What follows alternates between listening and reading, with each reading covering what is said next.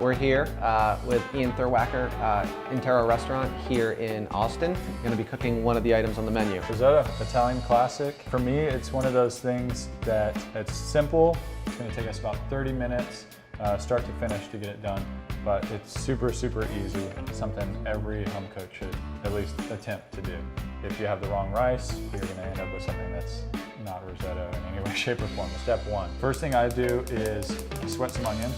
We're going to cook it slow and low and intensify their flavor in the oil until they're almost falling apart. Now we're going to add the rice. This is the most important step for making risotto because this is going to affect the end texture and the creaminess of the liquid. Fresh kernel is kind of chalky and powdery looking. The toasted kernel is almost translucent.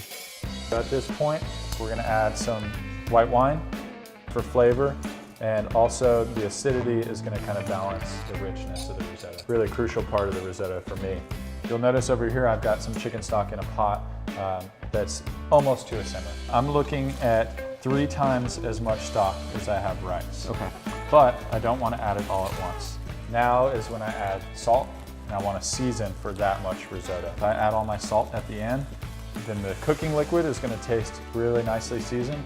But the rice itself won't absorb. Exactly. An old chef that I learned from explained to me that if you have your stock at a boil, your rice kernels are basically stirring themselves. So really what I'm doing is I'm listening for the sound. And once I hear the bubbling start to subside, then I'll add my next addition of stock. Now it looks like our rice is done. Okay. The texture and the consistency has changed a little bit. The kernels are larger, plumper, and a little bit translucent.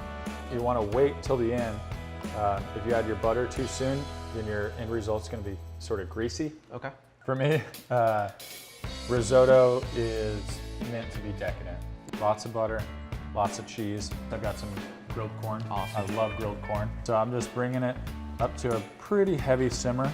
I really want to agitate it to get everything evenly distributed. Yep. So now that we have it exactly where we want it, we're going to come over here. And then what I like to do is just give it a little shake. Delicious. Let's try it. Cool. That's awesome. Really good.